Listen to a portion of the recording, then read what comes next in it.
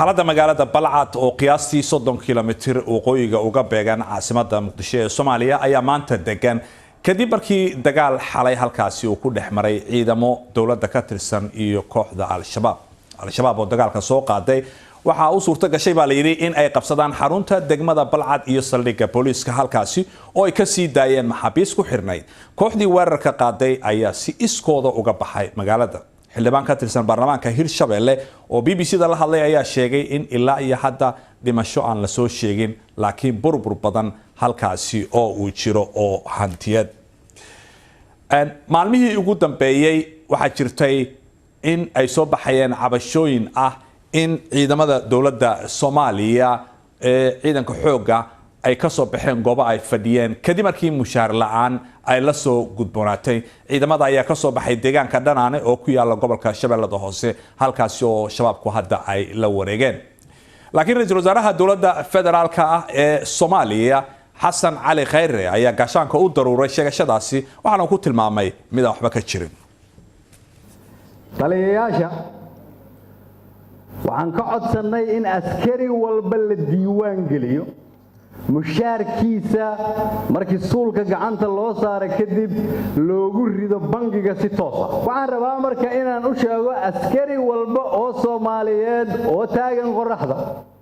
ama taagan meesha banaanka furunta oo dagaalamaya hadda inay annaga waajib nagu tahay bishu marka ay dhamaato xuquuqdiisa inuu helo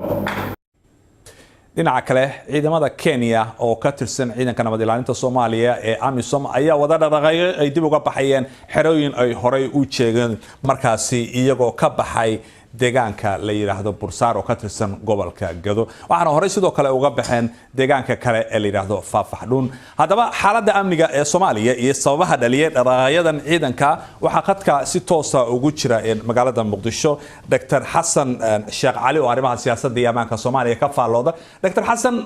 marka ugu horeysa maxaan ku tilmaami karnaa dhaqaaqyadan ciidamada بسم الله الرحمن الرحيم waxaan ku magacaabo karnaa laba qaybood qaybta hore ah mataqaana qaybtan ciidamada ajnabiga ah qaybtaasi wadamada soo dirsada iyo dawladaha ay ka socdaan ayaa garanaya istaraatiijiyada ay ka leeyihiin ciidamadan inkastoo la dhahay waxay ku joogaan mandate-ka ama ogolaanshaha jamciyadda quruumaha ka dhaxaysa ama golaha amniga haddana dawladihii soo diray ayaa sida ay doonaan u isticmaala marka dawladda Kenya istaraatiijiyadii ay leedahay ay ka shaqeysaa haday soo dirayso iyo haday la baxayso ciidankeeda ayada iskale taa shaqadeena maaha waxaan u soo jeesanaynaa tan Soomaaliya oo ah mataqaana jahawadarka ka jira oo wasaaradda gaashaandhigga Soomaaliya ay ku socoto wadadii burburka sida aad arkaysaan oo ciidamadii meel kasta ay ka imaanayaan oo ay furmii ka soo baxayaan ha noqoto command and control-ka oo ciidamada oo ku dhacay dib u dhac ku dhacay iyo habacsanaan iyo daryeel la'aan iyo mataqaana la'aan strategic policy oo aan jirin oo ilaa hadda la raaci karo sababtuna waxay ka tahay ama tusaale dhibaatadan waxa keenay security compact-gii lagu soo saxay London ayaa ciidamada Soomaalida kala daadiyay oo wuxuu ka dhigay ciidamo beelaysan oo 6 gobol maamul goboleed la kala raacinayo tusaale ahaan guutadan degan Shabeellada Dhexe waxa la raaciyay Hirshabelle qaybta kale oo degan Shabeellada Hoose waxa la raaciyay Koonfur Galbeed marka Koonfur Galbeedna maamul dawladeed oo hanan kara guutadaas oo baahideeda dabooli kara ma jiro Hirshabelle sidaas oo kale oo ayadana guutada kale ayadana cid hogaamin karta ma jirto Dr. Xasan ma hayna cadeyn in heshiiskii ammaanka ee London uu wax kala daadiyay laakiin waxaan rabaa inaan su'aal ka weydiiyo habacsanaantan aad sheegayso xageed ka keentay ra'iisul wasaaraha waan dhageysanaynay hadalkiisu waxa uu yiri bil walba mushaarkooda maalinta ay koow ay tahay ba la siiya lacagtooda hadalkaasina waa been mushaarkooda way qaataan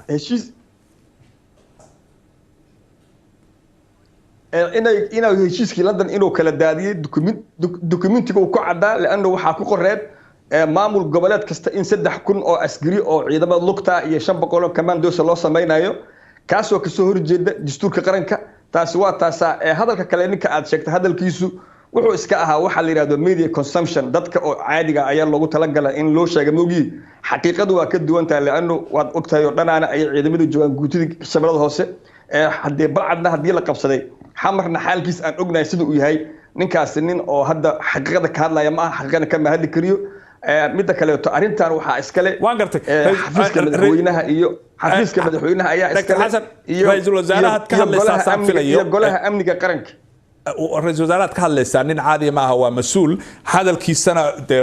waa hadal maaragtay lagula xisaabtamayo adigu laakiin cabsi meed ka qabtaa in al-shabaab ay muqdisho soo galayso hadda balcad baa xalay dagaal ka dhacayo ay qabsatay baa la yiri in kooban arrinkaasi waa sidaas sababtoo ah waxay tahay systemka dowladnimada ayaa hoos u socda oo waxaa kala daadanaya wax alla wixii Soomaalida heshiis ku ahayd haddii aan siyaasadda heshiis laga ahayn amnigu wuxuu noqonayaa mid kala daato noqonayaa marka sidaan hore kuugu sheegay marka ciidamadan masalan oo militariga Soomaaliya waxaa uu qabaa dastuurku wasaaradda gaashaandhiggu inay tahay ciidamo ay leeyihiin dowladda dhexe ee Soomaaliya laakiin heshiiskaas laga keenay 17kii mataqaanaa May oo lagu soo saxay London wuxuu ahaa mid lagu kala dhantaalay ciidamadii halkan ka jiray hoggaan xumana waa ka dhacday strategic policy-na ma jiro golihii tusaale ahaan golihii amniga qarankuna ma shaqeeyo oo taqriiban hal sano ka hor ayaa fadhiga ugu dambeeyay qaateen marka meeshan waxaan jirin aragti siyaasadeed iyo istaraatiijiyad iyo hoggaan qaran oo sax oo ciidamada ma jiro aad iyo aad baad mahadsantahay Dr. Xasan Sheekh Cali oo si toos ah isagoo jooga magaalada Muqdisho nagu waramayay arrimaha amniga ee Soomaaliya markan aynu eegno qodobada kale ee ku jira wararka caawa